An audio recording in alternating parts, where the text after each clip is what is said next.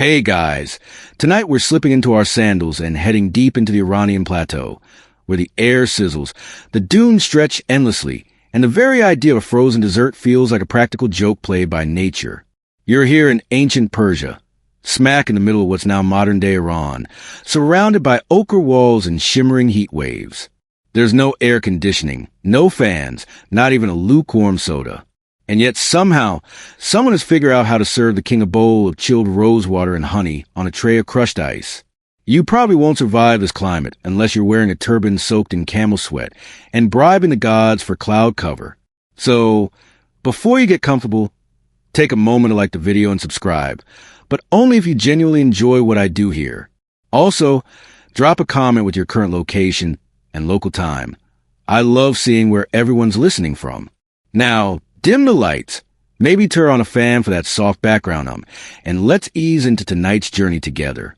The sand crunches beneath your feet as you step to the gate of an ancient palace in the heart of the Achaemenid Empire, around 500 BCE.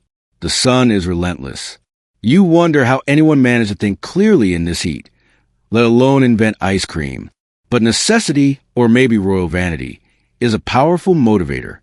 Imagine the king lounging on cushions, fanning himself lazily with a peacock feather. He's hot, annoyed, and craving something different. Not another figure, not another lump of dates. Something cool, something cold, something impossible, some courtier. Perhaps out of fear or foolish confidence, dares to promise a frozen dessert by sundown. And that's where your sleepless story begins. In a kingdom ruled by men in tall hats and big appetites, where heat dominates every waking moment, and yet they dreamed of snow. Historians still argue whether it was the Medes, the Achaemenids, or even their Babylonian neighbors who first toyed with chilled treats. But Persian texts, reliefs, and later Islamic commentaries all seem to agree on one thing. These people took their frozen desserts very seriously. Your sandals slip slightly as you're led through narrow alleys to a merchant's stall. He's fanning a ceramic bowl of shaved ice mixed with grape syrup. The bowl is sweating. The syrup smells faintly of cardamom and nostalgia. You take a bite, surprisingly cold, incredibly sweet, and utterly disorienting. How is this possible? Yuck, he mutters with a grin, nodding toward the distant hills. Cold comes from there. You squint. Mountains? Snow? But it's June. That's when it hits you. Persians were not just romantic poets and lavish builders. They were logistical masterminds. Somewhere out there, men are climbing snowy peaks, filling sacks with ice, and racing them down to be buried in clay-walled pits before the sun rises too high. All so a nobleman can drizzle honey on something that melts in minutes. It's this drive, equal parts ingenuity and ego, that laid the foundation for one of history's most improbable culinary achievements. You pass a street where children are licking slushy fruit ice off wooden paddles. A stray cat bats at a fallen plum. And above it all, the rooftops shimmer with heat like trembling glass. You want to lie down in the shade and never move again. But there's more. In a public courtyard, poets are declaiming verses about the coldness of love, comparing a heartless woman's gaze to the frost of Mount Damavand. Apparently, even heartbreak was a chilly affair here. One performer drops a sly line about sweet snow melting on sinful tongues, and the crowd chuckles, well aware of the double meaning. You're struck by a curious detail. Coldness, in this society, isn't just a physical sensation. It's divine. It's desirable. It's rare enough to be magical and fleeting enough to be precious. And of course, royalty wants it all the time. So the great ice quest begins.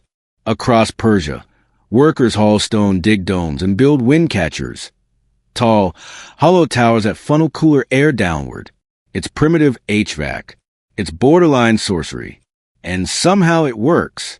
The elite dine on chilled pomegranate juice, spiced milk cooled in ceramic jars buried in gravel, and early prototypes of what will, many centuries later, become sorbet. No waffle cones, though. Sorry, a mainstream historical fact. The Persians were first civilization known to construct yakhchals, giant, ancient refrigerators made with a unique blend of clay, ash, lime, and goat hair to keep temperatures low inside despite the blazing sun. Some are still standing today. A quirky tidbit. Some accounts suggest snow used in these desserts had to be blessed by a Zoroastrian priest before to be consumed, just in case demons had hitched a ride down from the mountains.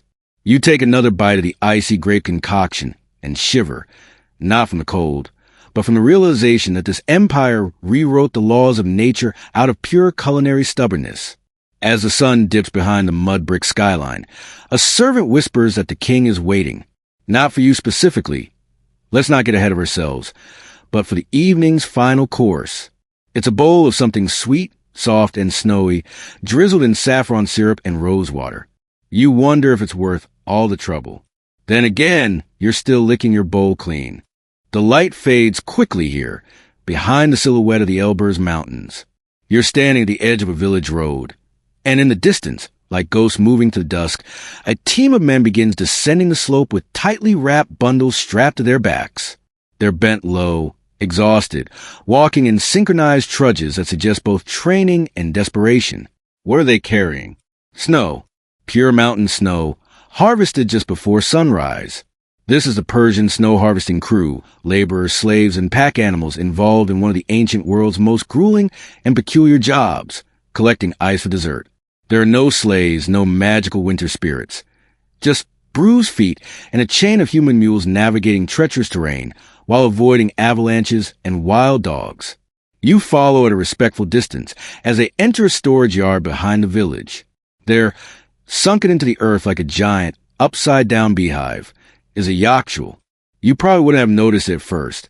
Just a mud-colored dome with an eerie vent on top. But step closer and the air shifts. Cool drafts pull at your sleeves. The entrance is a narrow stone corridor sloping down into darkness. Inside, the temperature drops shockingly fast. You could hang cheese in here for months. Or, more appropriately, store the king's snow until his next craving kicks in. Historians still argue whether the design of yakhchals was discovered by accident or handed down from earlier Mesopotamian traditions. What's clear is that by 400 BCE, Persia had perfected this passive refrigeration system. The design is brilliant. Thick walls made of special insulating material called saruj, a mixture of clay, ash, egg whites, goat hair, and lime. The walls can be over 2 meters thick, enough to keep internal temperatures close to freezing, even when it's 40 degrees Celsius outside. A ventilation shaft at the top allows hot air to escape, while wind catchers guide cooler desert breezes inward. A small drainage trench at the base lets meltwater flow away, keeping stored ice clean and dry.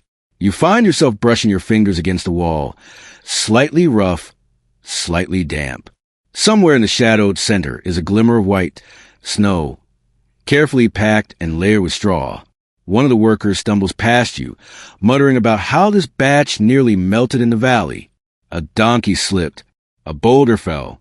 Someone got frostbite. Another day. Another near tragedy in the service of dessert. It sounds absurd, but you begin to realize, for the Persian elite, having ice in summer wasn't just about comfort. It was about power, about showing guests that nature itself bent to your will. You could make it snow in the desert. A mainstream historical fact.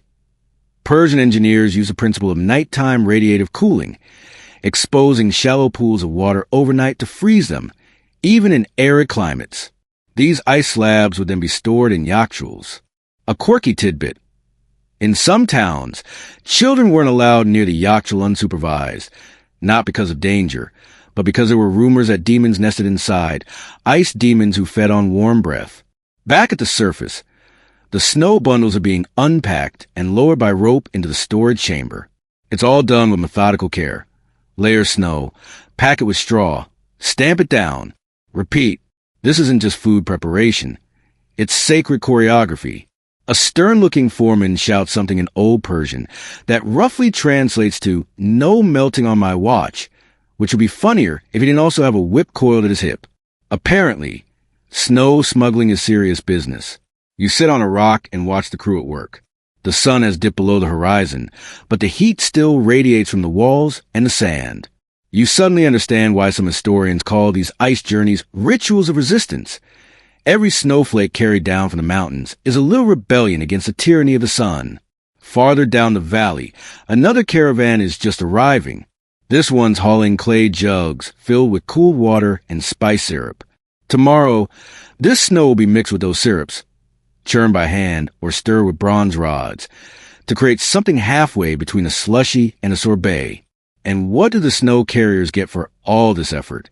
A cup of water, sometimes not even cold. Historians still argue whether these workers were paid, enslaved, or somewhere in between, indentured through debts or bound by familial obligation. Ancient texts are frustratingly vague on this point, perhaps intentionally so. Above you, the stars are sharp and indifferent. The desert cools fast at night, but it's never cozy. You wrap your robe tighter. Try to imagine what it would be like to make this journey in reverse, to scale those cliffs, reach the snow line, dig out the coal by hand, then risk your life getting it back before it turns to mush in your bag. You probably fall off a ledge halfway up. And yet, they do it daily. All for a few spoonfuls of joy in the palace. Somehow, that makes it feel noble, or tragic, or maybe just delicious. You yawn. The cool air from the yakhchal seeps under your skin like a whisper. A boy brings out a tray of small dishes, snow mixed with sour cherry and a splash of something herbal. He hands one to you without a word, then vanishes into the shadows. You take a spoonful and let it melt on your tongue. Bright, tart, cold, and just for a moment, you forget the heat altogether. You wake. Well, not quite wake, more like you blink slower, beneath a rough awning where the cool air still trails from the yakhchal behind you. Morning light begins to bleach the sky, but it's soft for now, soft enough to wander without catching fire. You're following the scent of something floral and sugary and oddly chilled. There's a courtyard ahead, enclosed by high brick walls and lined with small trees. In the middle, servants in linen wraps are arranging trays on low tables. Wide ceramic bowls filled with shaved ice glisten in the morning sun. But this isn't just ice. Each bowl is a soft palette of colors: crimson syrup, translucent amber, and faint green. One servant drizzles something over the top from a bronze pitcher. Rose water. The scent confirms it. Welcome to a Persian noble's early summer feast. And what's on the menu? A kind of proto-sorbet or faluda, made from crushed ice mixed with fruit syrup, honey, and occasionally strands of starch noodles that look suspiciously like tiny icicles themselves. There's no cream yet, no churned milk, but it's sweet, cold, and sticky in the best way. You crouch beside a basin and dip a wooden spoon into the crimson heap. Pomegranate, touched with mint. It tastes like victory. It's easy to forget, as you savor this odd dessert, just how hard it is to make. The snow was fetched from the mountains. The syrup boiled for hours with honey. The ice shaved by hand with bronze blades that dull quickly in this climate. It's a dessert born not just from appetite, but obsession. One courtier wipes sweat from his forehead and jokes that the king once ordered 3 bowls of faluda at noon, and by the time the servants got them to him, they were 3 bowls of regret. The story draws polite laughter, but no one forgets what happened to the servant in that version. You suspect someone rewrote the ending. Historians still argue whether this early frozen dessert originated in Persia, or if it migrated in from the east via nomadic tribes. Chinese records speak of frozen milk confections with rice as early as the 7th century BC, but the Persians, being Persian, refined it into something not just edible but poetic. Each tray in the courtyard holds a different version, one with rose petals steeped in syrup, another spiked with ground pistachio, another with violet blossom. You're told one noble woman insisted her desserts be tinted with saffron and decorated with edible silver leaf. Because of course she did. A mainstream historical fact. Faluda, still eaten in Iran today, dates back over 2,000 years. It's considered one of the earliest known forms of frozen dessert, long predating European ice cream traditions. A quirky tidbit. There are scrolls that claim Cyrus the Great, founder of the Achaemenid Empire, once had an entire chariot fitted with cool compartments so that he could eat snowfruit mixtures while traveling. Whether that's logistics or legend is still up for debate. You watch a servant stir shaved ice in a wide copper basin, using a spatula-like paddle to fold in the syrup bit by bit. The copper turns cold, glinting in the morning light. Another adds a few drops of golub, concentrated rose water, so potent that the air practically hums with perfume. Then comes the best part. The fruit. Persian gardens are legendary. Orchards of apricots, plums, sour cherries, and mulberries.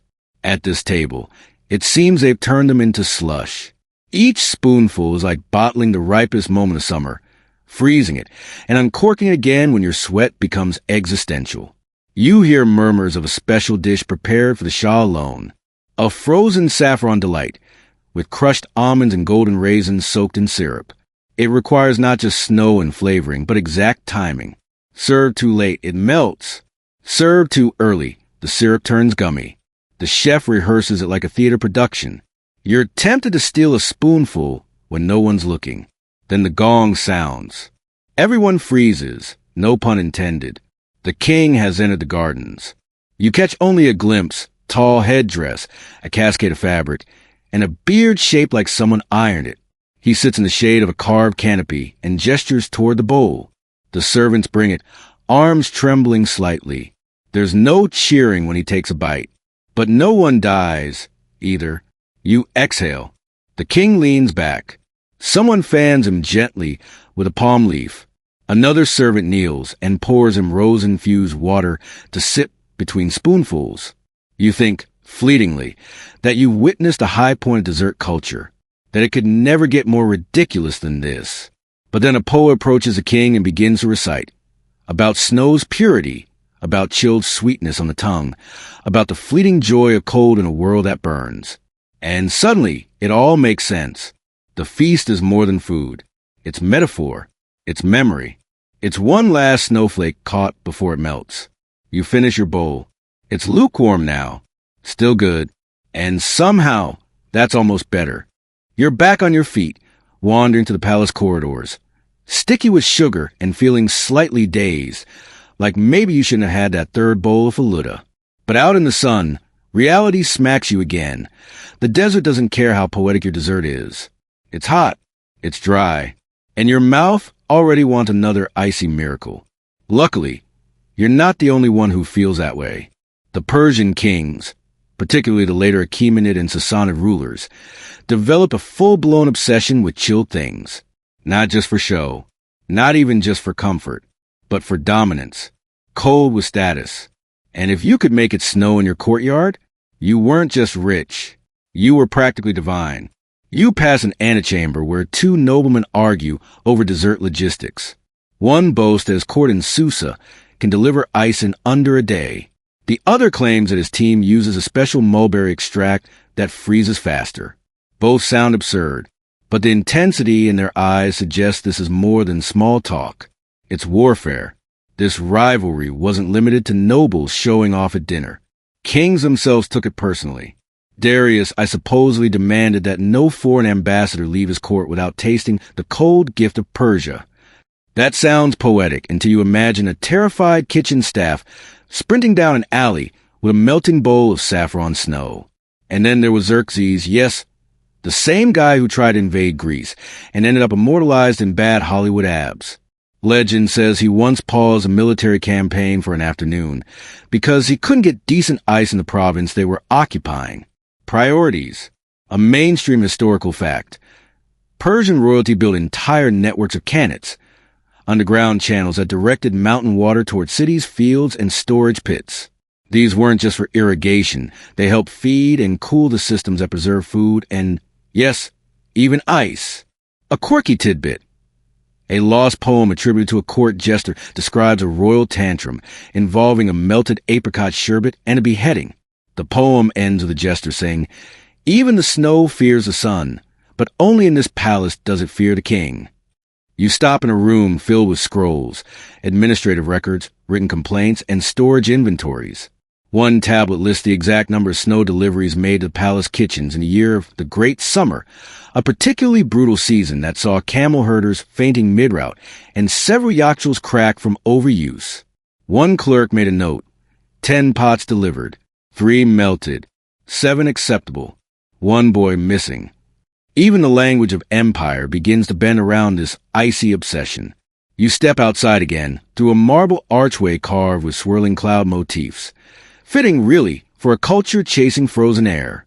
A gardener waters small beds of herbs near a shaded pond. Behind him, a servant brings trays of half-melted fruit confections to be served at a midday meeting of the king's inner circle. They call it a cool council. It's political strategy over sorbet. One advisor leans forward and complained that his province received only the scraps of last month's snow. Another demands that his city receive access to a yakhchal team because how can we remain loyal to crown if our cherries are warm? You would laugh, but these men are dead serious. And behind all this, a quiet army of workers, ice haulers, snow shavers, syrup stirrers, risk heat stroke and exhaustion just to keep up with demand. Historians still argue whether Persia's dessert systems were centralized or handled regionally, with each satrap governor expected to fund and operate their own frozen supply chain. Some evidence suggests rival satrapies competed in ice exhibitions, hosting contests to determine whose dish could stay frozen the longest. It's all a bit ridiculous. And yet, it works. You're handed a small clay cup, some kind of experimental concoction, snow with mulled fig syrup, and a dusting of crushed myrtle leaves. You sip. It's both sharp and earthy, like winter wrapped in incense. The poet from earlier walks past, muttering lines to himself. Cool tongue, warm heart, death by sweetness. He's probably onto something. Suddenly, you hear a commotion near the courtyard. Apparently, someone served the king a dessert 2 degrees warmer than expected.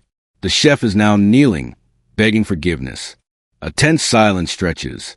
Then the king flicks his wrist, not to punish, but to demand another bowl. Close one. The air smells of crushed mint and judgment. You return to your spot by the fountain, watching birds skim the surface for relief. It's easy to mock all this as decadent nonsense, but then you remember, this is a culture that didn't just build palaces and invent postal systems. It also made frozen desserts in the desert. And somehow, that might be its greatest flex. The heat returns with a vengeance in the afternoon, like a lion that overslept and is now trying to make up for lost time. You shade your eyes with a palm leaf as another caravan trudges through the palace gates. This one slower, dustier, and somehow even more miserable than the last. No fanfare, no musicians, just snow and silence. This is a lifeline, the cold supply chain that keeps the empire's desserts alive. You watch as servants and donkeys slump toward the unloading area behind the kitchens, their cargoes swaddled in thick layers of hay, animal skins, and wax cloth. There's an art to packing snow that won't melt before lunch. And by art, we mean stress, desperation, and a lot of yelling. A boy slips on the stones and almost drops a bundle. Everyone freezes. No pun intended. Again, the overseer bellows like a demon. Luckily, the snow holds. Just barely. And you? You follow along, ducking under awnings and over ledges, observing the full chain of cold, like some uninvited food inspector from the future. First stop, the inspection tent. Here, foremen dig through the bundles with wooden rods, checking for purity and consistency. Any slush is immediately discarded. One sack is unwrapped to reveal a barely cooled slurry. The foreman shakes his head solemnly and mutters, "Melted before its time." You'd think someone had died. Well, someone might. Actually, next, the snow is transferred into tall clay bins lined with straw and buried halfway in the ground. These aren't the yakhchals, just temporary holding pits. From here, the usable ice is weighed, inventoried, and sometimes sampled. A mainstream historical fact.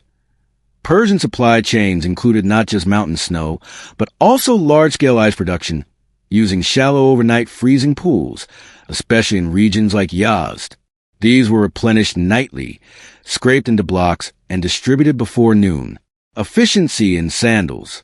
You tag along with the next crew, heading for the kitchens. These guys are specialists, not just ice haulers, but the kind of artisans who know how to shape, portion, and time cold delivery like a sacred rite.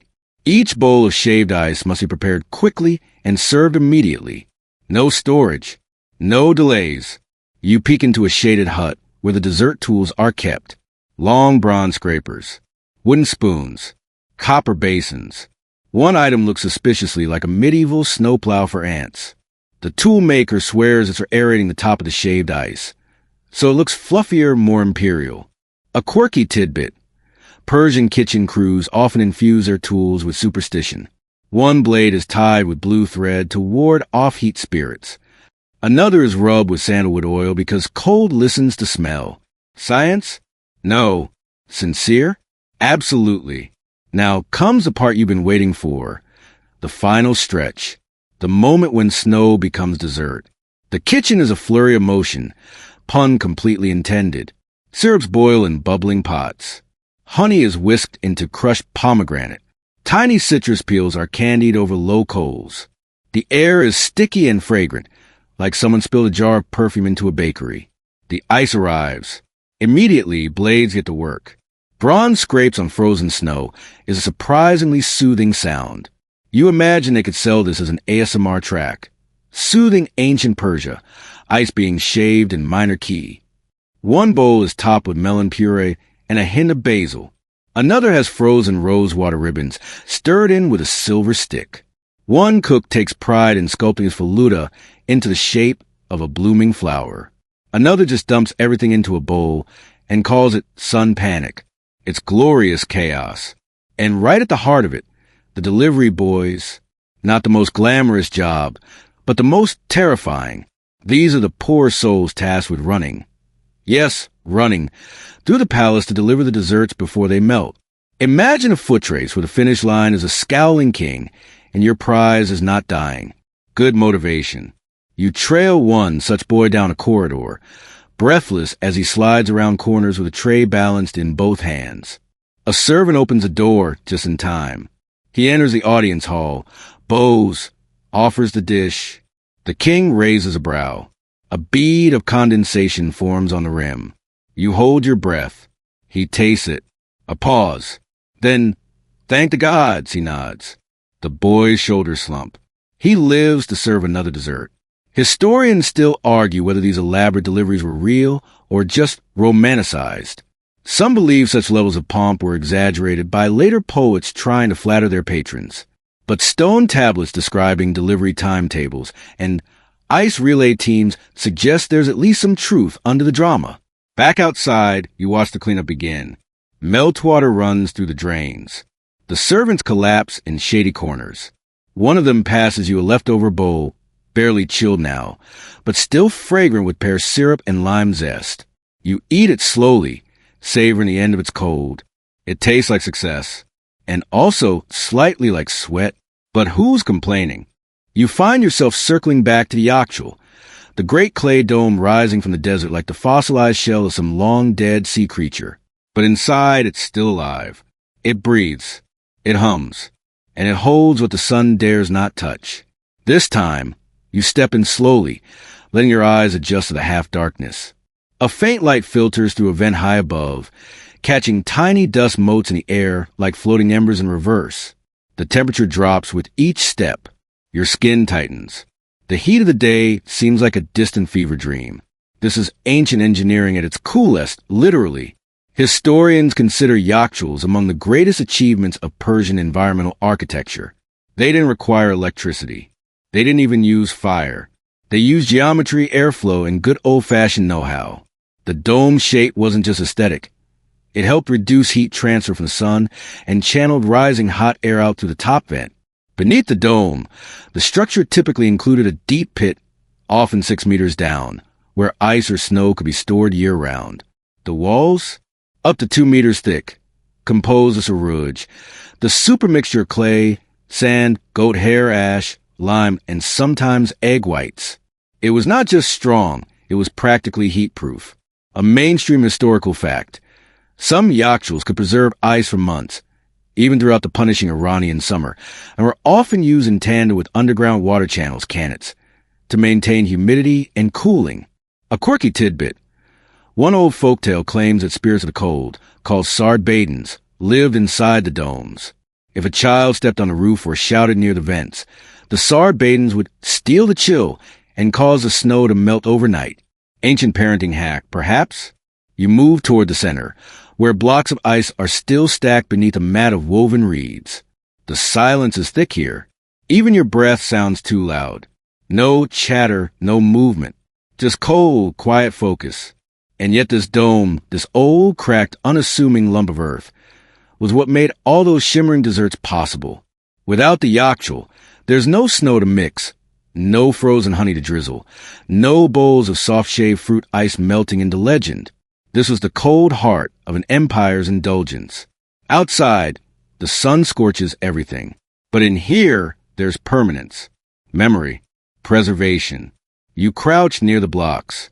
They glisten faintly, even in the low light. A man passes behind you carrying a sloshing pail of meltwater. He nods solemnly. You get the sense this place isn't just storage. It's sacred. Suddenly, you hear footsteps clatter above, too fast. Someone's running along the edge of the dome. A voice barks from below, panicked. Off the saruj, you'll crack the crown. Apparently, even now, hundreds of years after construction, a yakhchal's integrity is something you don't mess with. The entire cooling system depends on a delicate balance. Airflow, insulation, even the direction of prevailing winds. Historians still argue whether these systems were entirely Persian inventions or evolved from earlier Babylonian and Assyrian methods of food preservation. Some even point to Egyptian cooling jars as distant ancestors. But Persia scaled it up and built whole cities around the idea of preserving cold and heat. You rise and step back out into blinding daylight. Instantly, you're sweating again. And instantly, you're in awe of the contrast. The yakhchal is magic precisely because it doesn't feel like magic. It's mud and geometry, straw and sunlight, physics and hope. No gears, no gods. Just clever humans refusing to surrender to the elements. You circle around to the shaded side and find a group of young workers scraping thin slabs of ice from a shallow overnight pool. They're laughing, half working, half splashing each other with meltwater. One slaps a rag of snow onto his face and sighs with bliss. Another flicks a handful of ice shards down a friend's robe. These guys are the unsung heroes of dessert history. No poems, no statues, just frostbitten hands and sore backs. You sit for a moment, watching them load the ice onto wooden sledges to haul toward the kitchens. It'll be mixed, shaped, flavored, served. Then gone, melted, and tomorrow, it starts all over again. Cold is fleeting here, always has been, which is maybe why the Persians revered it so deeply. They didn't just eat it, they pursued it, protected it, even mythologized it. And now, centuries later, you're sitting by the dome that made it all happen, watching the same sun that tried and failed to stop it. You run a hand over the outer wall. It's warm, solid, ancient, and somehow still doing its job. You're halfway through your second bowl of falafel for the day when someone gasps, a sharp, collective inhale from the courtyard staff. You glance up, slurping a rosewater noodle, to see the head chef storming to the kitchen like a sandstorm in human form. His eyes are narrow, his arms are flailing, and he's holding a peach, a very warm peach. That's when you learn about the incident. Apparently, someone had the audacity, the gall, to serve the king a peach sorbet that had already begun to melt, not into a soft slush.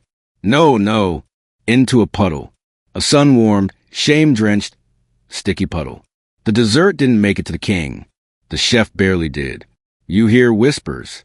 Did they exile him? Strip him of his title? Banish him to the Melandrine apartment? One particularly dramatic servant claims the poor man was sent to mountains to find the ghost of winter. Another insists he was made to stand in the yakhchal for 6 hours, shirtless. Historians still argue whether these extreme punishments are fact or folklore. There's a clay tablet fragment with a partially legible note. Let be known, may his failure be buried with the peach.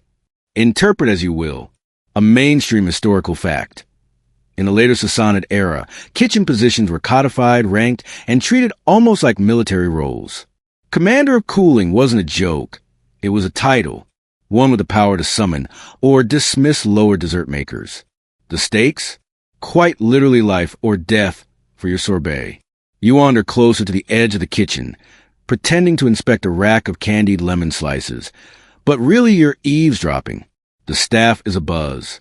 Turns out, this isn't the first dessert disaster. There was a fig incident of last spring, when a tray of iced fig parcels absorbed too much humidity and arrived in the royal dining hall, looking more like sweetened socks. The head fig handler wept for 3 days, and now only eats boiled barley. There was also the honey crisis, when a batch of chilled honey jellies collapsed mid-process because a camel kicked over the storage jar. The kitchen staff swore the camel was bribed. They're not kidding. You start to notice an undercurrent here, a barely suppressed panic beneath the beauty. Every chilled dessert is a gamble, a race against time, heat, and expectations. It's no wonder everyone's so twitchy. A quirky tidbit. One Persian superstition held that if a sorbet melted before being served, it had been cursed by a jealous rival. To ward this off, chefs wore tiny pouches of salt under their robes to absorb the envy. Several kitchen staff still do. As you move into a side hall, you find a display of culinary tools, ornate ladles, narrow-bladed scrapers, long-handled mixing rods. One plaque reads, "For the art of subtle cold." You can't help but chuckle. These people turned dessert into diplomacy, architecture, and war. The stakes? Ridiculous. The results? Delicious. But you're not the only one chuckling. An older servant spots you lingering by the exhibit and leans in. "Did you hear," she whispers, "about the goat milk sorbet?" You shake your head cautiously. It curdled. In front of him. On the spoon. You both wince. That's not just a failed dessert. That's treason. Apparently. The king simply stared at the bowl, then quietly excused himself from dinner. The chef was never seen again. Still, despite the horror stories, the innovations keep coming. The palace chefs test every possible method, adding almond oil to keep mixtures smooth, cooling syrup containers in shallow water before mixing, timing the stirring motion to match the breath of the north wind. You wonder if anyone's invented a thermometer yet, or if they're just wildly guessing and praying to whatever ice spirit they think still lives in the yakhchal. Historians still argue whether these early cooling techniques were based on science or superstition, or both. Some records even suggest the Persian courts had observational cool logs, where they documented how quickly different ingredients spoiled in shaded versus sunlit areas. It's part dessert science, part divine pleading. You step into a smaller chamber at the rear of the kitchen. Cooler, darker.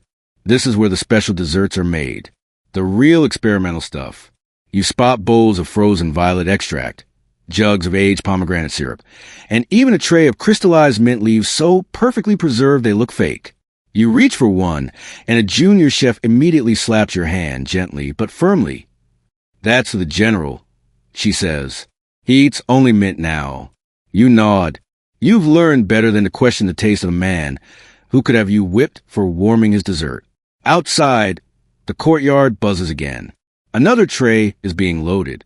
Another bowl is on its way to the royal lips. Will it melt? Will it impress? Will someone be demoted to carrot dicing duty? If it drips even slightly, all you can do is watch and eat and be very, very glad you're not the one holding the spoon. The courtyard quiets for the evening meal. A warm wind rustles the grapevines and soft music begins. A reed flute, a hand drum, the steady tap of sandal against stone. Torches flicker. Cushions are laid out beneath flowering trees. And you? You're seated near the back of a long, low table beside a man who introduces himself as a dessert inspector. Yes, that's an actual title. He wears robes stained with fruit syrup and carries a ledger. His job? Sampling regional frozen delicacies sent in by various satraps, governors tasked with ruling distant provinces, and deciding which are worthy of court. "This one," he says, gesturing to a delicate bowl topped with shaved pistachio and date syrup, "comes from Persepolis." Note the chill retention. Slight saffron overuse, though. You taste it. It's exquisite. He shrugs. They tried too hard. Tonight is what's known as the Cold Exhibition, an annual competition where satraps attempt to outdo one another in frozen creativity. It's less about loyalty and more about one-upmanship.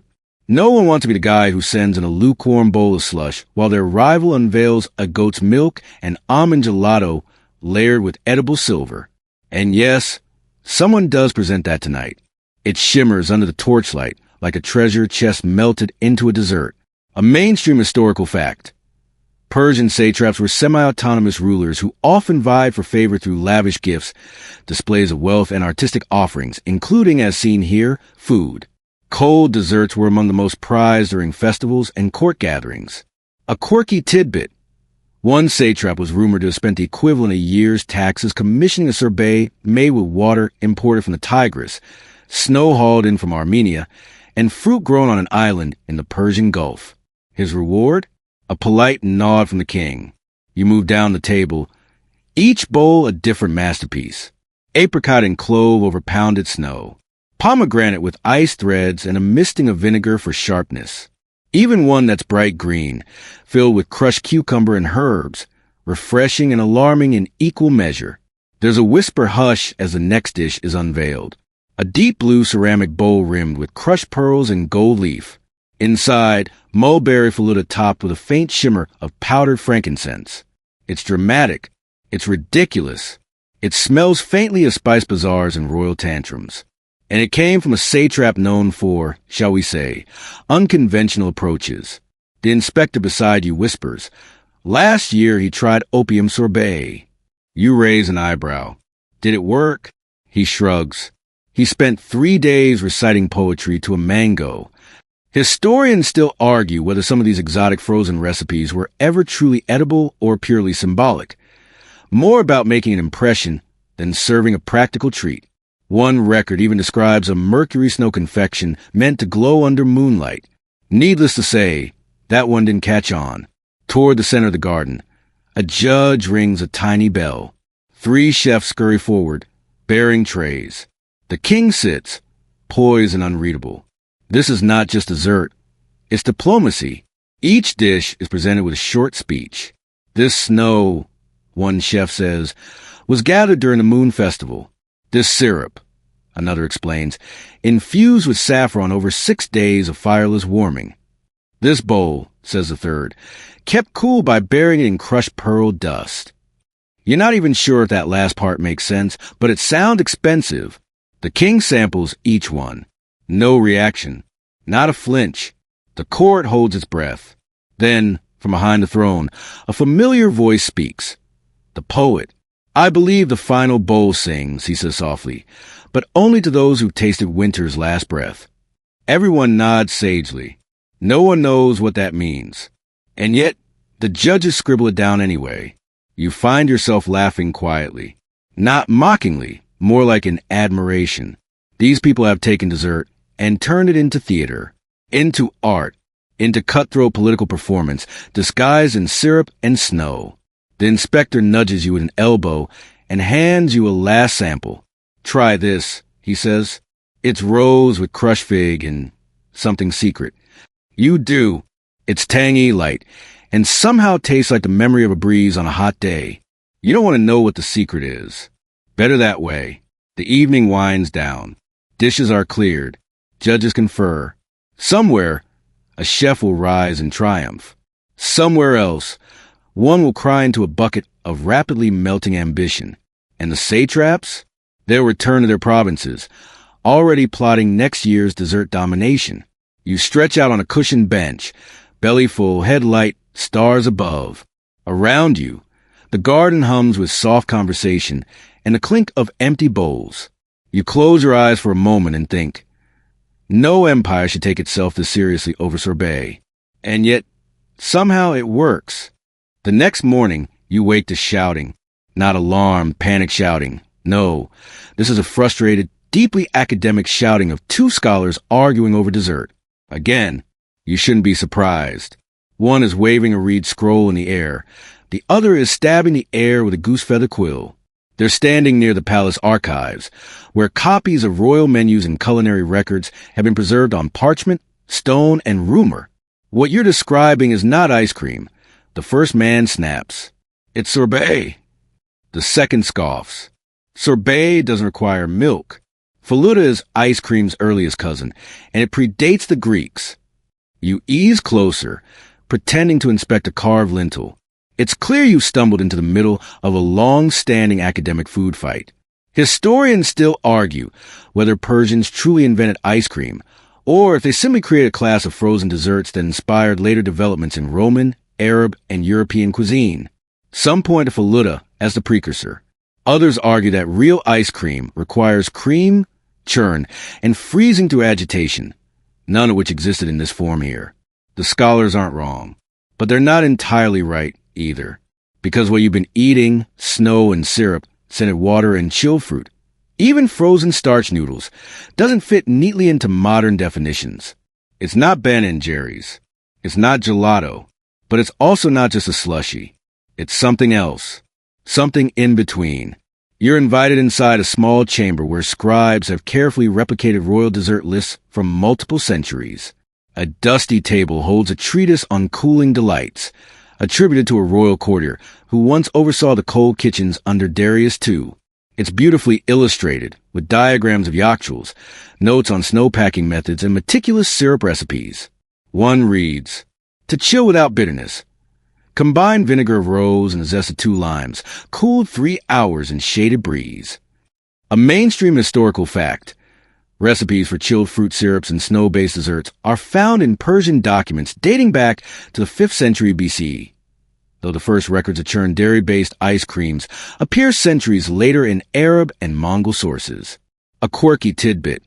One margin note claims that sorbet should not be eaten during solar eclipses, because it might turn the tongue bitter and attract ill spirits. You spend hours tracing the evolution of cold confections, how early mixtures of snow and honey gave way to more complex blends, how floral infusions became popular in warmer provinces, and how each royal cook seemed to have a secret technique for keeping snow colder longer, salt, berry jugs, or, in one case, a stolen Roman urn that supposedly whispered winter. You begin to see that the debate isn't really about ingredients. It's about pride. Persians want credit for inventing joy in a bowl, for beating the sun with saffron and syrup, for making cold elegant. Across the room, the 2 scholars are now in full dramatic mode.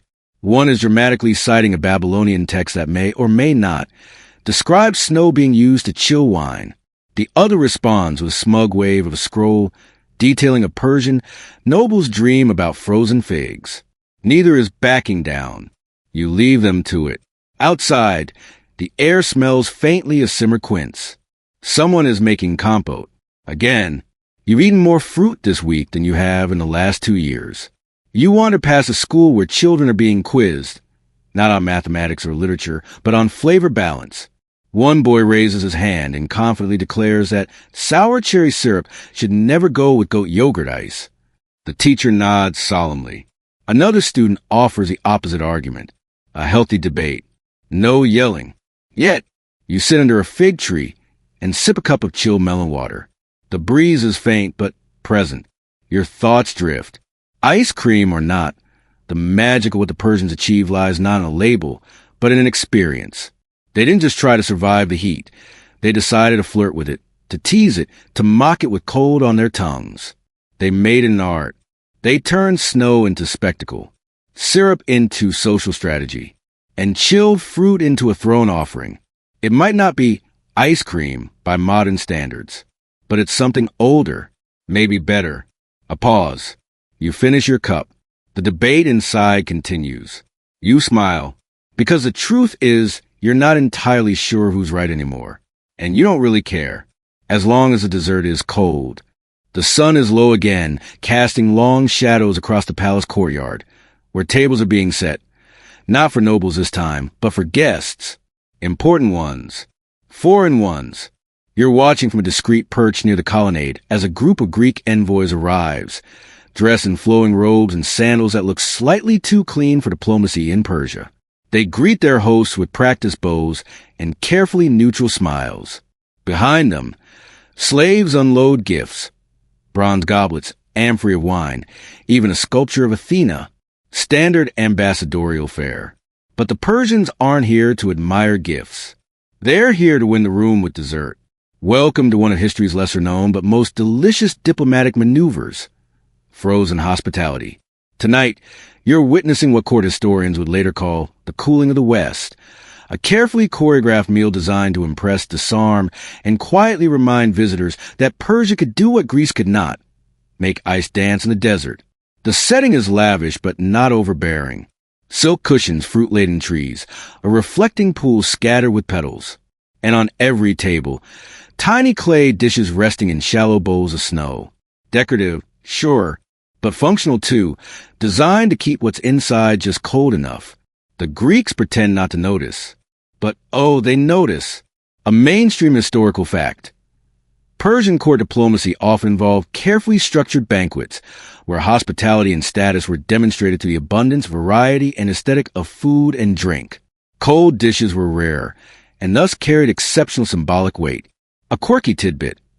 According to one court scroll, a Greek envoy once tried to replicate a Persian dessert using shaved marble and olive brine. It did not go well. You lean forward as the first course is served. Lemon ice with clove and a drizzle of mulberry syrup. The Greeks taste it, cautiously, curiously. One murmurs, something in awe. Another reaches for a second spoonful before remembering to maintain diplomatic stoicism. Persian ministers exchange the tiniest of smiles. Mission accomplished.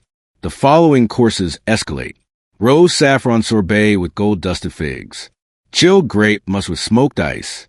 A bowl of night pearls. Tiny frozen pomegranate beads served on black glass. The Greeks are wide-eyed now, visibly sweating in the heat, and visibly stunned that the dessert is colder than their politics. You watch one of them sneak a third serving and attempt to casually mop his brow, with a napkin embroidered with the royal seal. The insult is missed mercifully, or ignored. The poet appears again, seated near the king's advisor, sipping a cup of violet ice.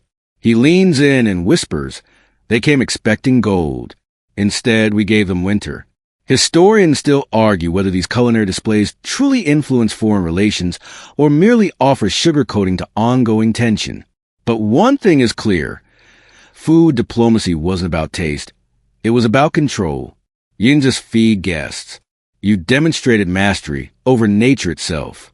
And there's nothing more unnatural in a sunburnt empire than something cold. Toward the end of the evening, a final dish arrives. The Snow of Kings. It's a pale blue slush mixed with rare fruit essence and sprinkled with candied flower petals that shimmer like frost. The lead Greek diplomat raises an eyebrow. The king gestures for him to taste it first. He does, slowly, then closes his eyes, then smiles. A soft moment, honest, human, completely unguarded. The court watches. The tension eases. Somewhere in the background, a musician shifts into a gentler tune. You realize this was never about treaties or borders. It was about temperature. Cool heads, after all, make better decisions. Later, as the guests are shown to their quarters, trays are cleared and meltwater drains down the polished stones. One servant collects the leftovers and drops a half-melted pearl of sorbet into his mouth. He sighs. "Better than war," he says. You nod silently. He's not wrong. You wake before dawn this time, lured from your woven mat by the soft ringing of bells and the scent of burning herbs. The air is cool, genuinely cool, and for a moment, you could almost believe you're back in the mountains. But no, the yakhchal dome still rises in the distance, and a low chant draws you toward the fire temple just beyond the palace walls. Today, you're witnessing a different kind of ritual. One not about dessert, but about the divine. Or perhaps both. A Zoroastrian ceremony is underway, and as you settle onto a low stone step, you realize ice, frozen water, snow, the very essence of chill, has a place here too. It's not just a luxury. It's symbolic. A spiritual boundary between the sacred fire and the corruptible world. And, in some sects, even considered a purifying substance when properly gathered. The priests stand by the flame, his robe white, his hands dusted in fine ash. Nearby, an acolyte holds a silver bowl of chilled water, condensation beating down its sides. The water, you're told in whispers, had been left to cool overnight beside the yakhchal, then blessed at dawn before touching fire. Fire and ice, together, somehow not exploding. A mainstream historical fact. Zoroastrianism, the dominant religion of ancient Persia, venerated fire as a symbol of truth and divinity. Purity rituals often involve precise handling of elements, earth, water, air, and fire. In some rites, clean water, often cooled or snow-fed, played a ceremonial role. A quirky tidbit.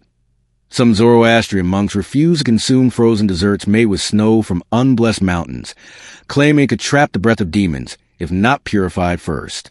As the ritual continues, You catch bits of prayer, fragment of an ancient language riding the smoke. The priest dips his fingers in the cool water, then into a brazier of glowing coals. The water hisses but does not spit. Everyone bows their heads. Later, you're invited to join the community meal. It's simple: barley flatbread, dates, yogurt. But then, surprisingly, a small, chill cup, iced milk with cardamom. Someone says softly, "A cleansing." It's not dessert in the royal sense, but it's clearly sacred. Each participant takes a sip slowly, reverently. There's no fanfare, no flair. Just coolness, literal and symbolic, slipping down the throat, chasing dust and sin. You realize the cultural gravity of cold extends beyond pleasure or power. In some corners of Persia, cold meant purity, discipline, even the divine. Historians still argue whether these beliefs influence how frozen desserts were made or whether they simply coexisted, one sacred, one indulgent. But there's clear overlap. Some kitchens, you're told, would not begin dessert preparations until a small bowl of snow had been placed at the household shrine. An offering, a promise. You begin noticing more of these small customs. A kitchen worker quietly drawing a sun symbol in ash before placing bowls into the freezer pit. Another whistling a Zoroastrian chant as she pours rose water over the ice. Nothing official, but deeply ingrained. Later, you speak with a scribe who documents culinary rituals. He shows you a parchment listing blessed flavor pairings. Saffron with milk. Yes. Mint with vinegar. No. Snow from the north. Sacred. Snow from cursed valleys. Only for the commoners. He says this with absolute seriousness. You nod with equal gravity. You wander the temple garden, where stone basins catch dew from the air overnight. Some families use this sky water to make a special kind of morning sorbet for holy days. It's barely sweet, subtly floral, and said to bring clarity. You try some. It tastes like a forgotten memory, like cold air wrapped in jasmine. As you sip, you watch a small group of children huddle near a priestess who tells them a tale of a divine snowbird who delivered ice to the first man so he could cool the fire in his heart. The children giggle, but you catch the metaphor. You wonder if that story birthed the first idea for Faluda. Later, as you make your way back toward the palace, you stop by a stone relief carved into the garden wall. It depicts a winged figure holding a bowl of fire in one hand and what appears to be a snowflake in the other. You think of the king and his gold leaf desserts, the satraps with their shimmering concoctions, the children learning holy recipes, the priests cooling coals with sacred water. And you realize, here in Persia, cold wasn't just conquered, it was consecrated. You return to the palace expecting peace. Maybe a late morning bowl of fig sorbet, a nap near the mint gardens, the soft background of a poet's murmuring into their palms. Instead, you walk straight into an ice war. Not a metaphorical one, either. The yakhchal is under guard. There are angry whispers in the kitchens. And one poor servant, his tunic soaked, his expression hollow, is being consoled with a bowl of barley water in shame. Apparently, someone sabotaged the snow. Last night's stockpile, destined for a noon dessert ceremony honoring a visiting noble, was tampered with. Salt in the storage pits. The snow turned to slush by morning. The desserts? Ruined. The guest? Offended. The king? Quiet. Which, everyone agrees, is worse than yelling. You find yourself drawn into the investigation. Not by choice, really, but because you happen to be standing near the yakhchal when the king's steward starts pointing at witnesses. Before long, you're in a cool, shadowy chamber being asked one question over and over again. Who touched the ice? You didn't, but that doesn't seem to help. Historians still argue whether Persian courts ever engaged in literal cold sabotage. Some believe stories of ice wars between satrapies are court gossip that spiraled out of control. But records do exist, wax tablets listing snow security protocols, and purity verifications for ceremonial chill. A mainstream historical fact. Persian bureaucrats were fastidious, sometimes recording temperature changes and snowfall volumes in palace logs. Some yakhchals had designated ice guardians, who were forbidden from speaking during transport to avoid cursing the chill. A quirky tidbit. There are tales of rival chefs sneaking into storage areas and swapping out the favorite satrap syrup for diluted vinegar, causing his frozen treat to taste like pickled sadness. One was reportedly banished to a remote province to oversee camel grooming. You're eventually cleared of suspicion and released, though not before being warned, gently but firmly, that if you see anything strange near the ice again, you should report it. You nod solemnly and back away slowly. You take the long route back to the kitchens, where the damage control has already begun. The head chef is red-faced and muttering in 3 languages. Dessert substitutes are being brainstormed at top speed. A junior cook suggests, maybe we say it a warm sorbet? Everyone glares at him. Another servant mutters, let's serve the guest room temperature pomegranate soup and hope he thinks it's avant-garde. You keep walking. In the garden, under a canopy of fig trees, you find the replacement dessert already underway. A chilled milk pudding with saffron and orange zest. No snow. No risk. Safe. Respectable. Forgettable. You sip some. It's fine. Creamy. Slightly floral and entirely without scandal. But you can feel it. The chill is missing. Not the temperature. The thrill. That edge. You realize something profound. Ice wasn't just flavor. It was politics. Control the ice, and you control the mood, the moment, the message. It's no wonder sabotage happened. No wonder satraps squabbled, chefs spied, and yakhchals were guarded like temples. Some say the Persian obsession with chilled desserts bordered on the pathological. But when you consider the sheer effort, harvesting snow, building wind towers, maintaining underground aqueducts, protecting each batch from theft or sabotage, it becomes clear. This was more than a snack. It was a display of empire, a testament that even in the cruelest heat, order prevailed. Even in chaos, the king could have ice. You sit near the reflecting pool and watch a pigeon dunk its beak in. Somewhere nearby, a guard curses at a merchant who brought suspiciously early peaches. The ice may have melted, but the tension hasn't. You sip your pudding again. It's warmer now, but sweeter somehow. Not all desserts need snow, but some absolutely do. The next dish you taste is unexpected. A servant offers it to you shyly, as if presenting a family secret. You take a bite. Pause. Chew again. Camel milk. Fermented. Slightly gritty.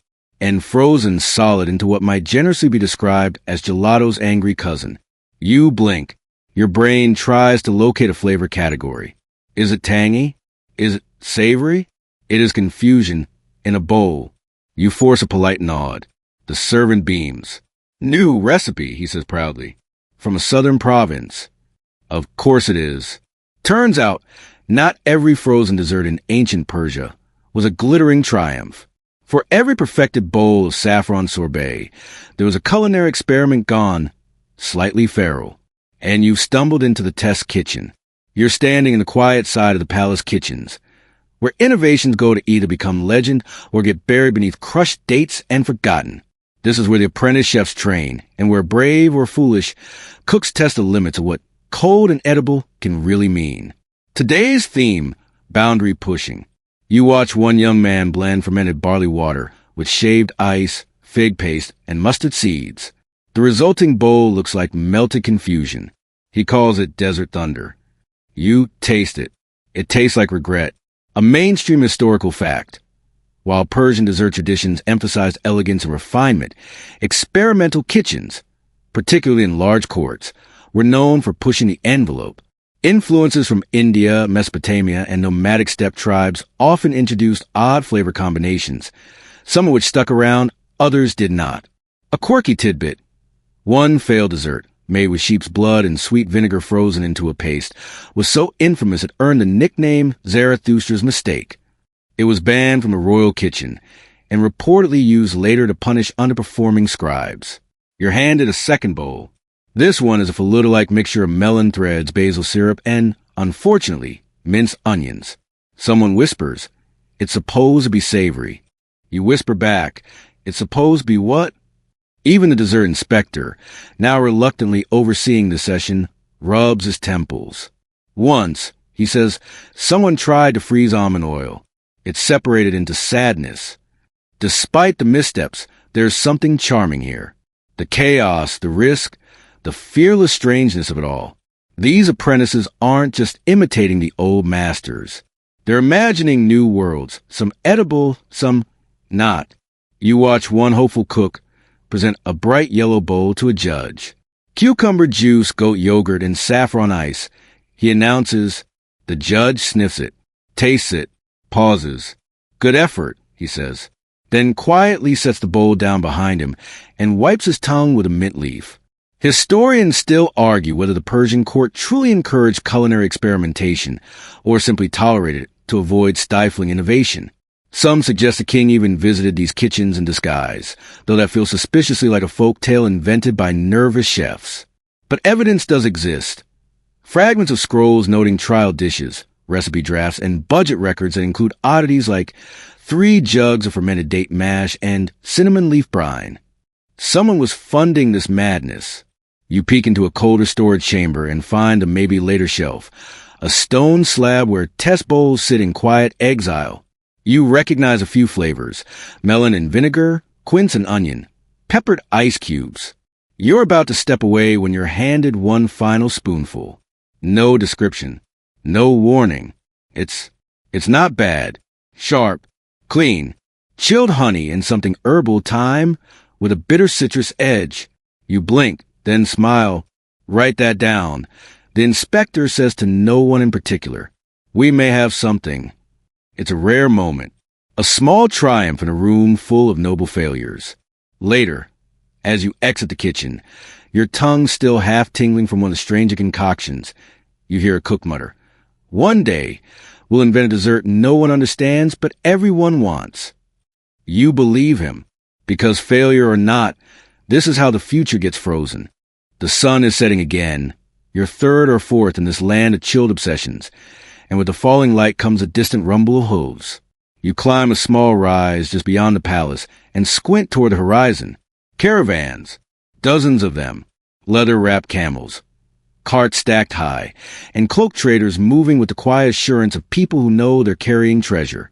But this isn't gold or silk or saffron. Not today. They're carrying recipes. Frozen recipes. You've reached the trading nexus where culinary influence begins to drift westward, melting and refreezing as it goes. From here, Persian ideas trickle through Baghdad into the Arab world and eventually to Europe, a mainstream historical fact. As Persian territories merged into Islamic caliphates and trade routes expanded, cold dessert techniques traveled too. Recipes adapted to local ingredients. Faluda became faluda in India, then sherbet in the Ottoman world, and influenced early versions of ice cream across the Mediterranean. A quirky tidbit.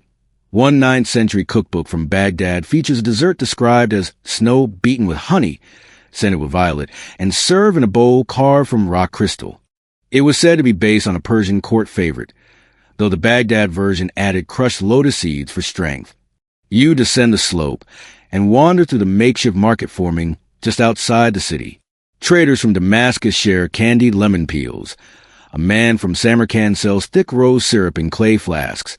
A woman from India crushes cardamom pods into a pale green paste. At the center of the chaos, a scribe is selling hand-copied recipe scrolls, some clearly lifted from Persian kitchens, others wildly adapted.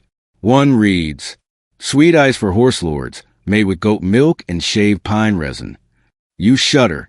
Still, the exchange is electric. Arabic scholars arrive with new knowledge of distillation and sugar refinement, sharing tricks that allow even thicker, creamier frozen textures. Indian travelers bring stories of kulfi, denser, richer, less airy. The Chinese have heard rumors of fruit ices wrapped in wax silk to stay cool across hundreds of miles. And the Romans? Well, the few that survived Persian hospitality whisper tales of snow from fire lands that changed how they viewed dessert forever. Historians still argue whether true ice cream emerged independently in the West or whether it owes its entire existence to this culinary cross-pollination. Some claim it was reinvented in Italy during the Renaissance. Others say it was merely translated. But you're standing at the source, or at least one of them, watching the flow of knowledge in all directions like meltwater from a glacier. You stop near a small table where a boy is selling miniature clay bowls, or what he proudly calls mashhad snow. He scoops with a flat shell and tops each bowl with sugared rose petals and something that looks suspiciously like aged lemon rind. It's heavenly. Behind him, his father quietly tells you the recipe came from his grandfather, who learned it while working in a noble's cold kitchen during the reign of Yazdijir III. That would make it at least 200 years old. Passed down, not written. Tasted, not measured. You realize this is how it survives, not just in royal feasts, but in alleys and oases and trading stalls where sugar and snow meet storytelling. As night deepens, torches are lit, and music drifts through the warm air. A merchant from Egypt trades a syrup-soaked barley cake for a bowl of plum ice. A traveler from Anatolia offers a woven basket in exchange for whatever's still cold. It's clumsy, beautiful, kind of sticky, and entirely human. You find a stone to sit on and take your time with the last spoonful of whatever it was. You don't need to know the name. You just know it's cold, sweet, fleeting, like the best things. It's near midnight now. The moon casts a soft silver glow over the courtyard as the wind finally cools. You wrap yourself in a shawl borrowed from some forgotten corner of the palace and follow a lantern-lit path beyond the city walls, out into the quieter edges of the desert, where the hum of royal kitchens and diplomatic sorbets fades to a gentle, echoing hush. The dunes whisper as you walk, and then you see it, half buried in the sand, leaning at an odd angle like an ancient crown-knocked askew, stands a yakhchal, not a functioning one. No servants tending the vents, no donkeys delivering snow, but an abandoned relic, cracked, eroded, forgotten by nearly everyone except the wind, and perhaps you. It's massive, taller than you'd imagined. Its walls, once thick with goat hair and pride, now crumble into surrounding soil. A fig tree leans against its base, daring to grow where frozen dreams once lived. You approach carefully, place your palm on the warm, rough surface. The dome is quiet, but not empty. Inside, the chill has faded, yes, but echoes remain, whispers of footsteps, the scrape of bronze blades on snow, the clink of bowls on stone, laughter, applause, desperate prayers to cold spirits. 1,000 moments of delicate luxury carved into ice, melted into memory. You slip through the broken arch of the entrance. Inside, it's dark, cool, not frozen, but cooler than the night air. The scent of dust and clay. Silence, thick as syrup. And then, beneath a fallen beam and years of wind-blown grit, you see it. A shard of ceramic.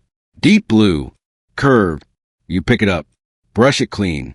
The rim of a dessert bowl. Perhaps once filled with lemon ice or violet syrup or honey snow, so sacred it required a priest's blessing. Perhaps served to a king. Or a poet. Or just someone having their best day. You hold it for a while. Sit against the curved wall of the dome. Let the wind pass through the collapsed vent above like a sigh. A mainstream historical fact. Many of the oldest yakhchals are now ruins, found across Iran in cities like Yaz and Kerman. Some date back more than 2,000 years. Though most no longer function, their design continues to influence sustainable architecture worldwide. A quirky tidbit. In one town, villagers still claim that the last working yakhchal sang on the night it was sealed forever, a cold song, they say, that left the stars shivering. You stay until your legs fall asleep, then rise, slowly, and leave the dome behind. The path back to the palace is darker now, quieter, but your steps are lighter, because somehow a culture that lived in fire found a way to preserve snow. A people surrounded by sand built towers of cold, and an empire that could command armies chose instead to chase desert. And perhaps that says more about them than any war ever could. So now, as the desert quiets and the story settles, let the last of the imagery melt slowly in your mind. Picture the way a bowl of faluda shimmered beneath moonlight, how soft rose syrup glistened on crushed snow, and how laughter echoed off the walls a half-buried yakhchal long after the spoons were set down. Let your breath slow. Let your shoulders loosen. And imagine that somewhere, deep beneath ancient earth, a forgotten chamber still holds a trace of cold, a flicker of sweet, a memory of effort, not grand battles or lost empires, but quiet bowl of dessert, serve at the height of summer, against every law of nature. That's what they left behind. Not just architecture or recipes, but proof that joy, fleeting, impractical, delicious joy, was once something worth mountains of labor, whispered prayers, and frozen dreams. You walked through royal kitchens, watched scholars duel over dairy, witness sorbet diplomacy and camel milk disasters. You've seen what happens when heat meets hope. And now, it's time to let all that go. Close your eyes. Feel the soft hush of ancient snow settling around you. You've tasted something beautiful, something improbable. Now let the quiet take over. End of script. Sweet dreams.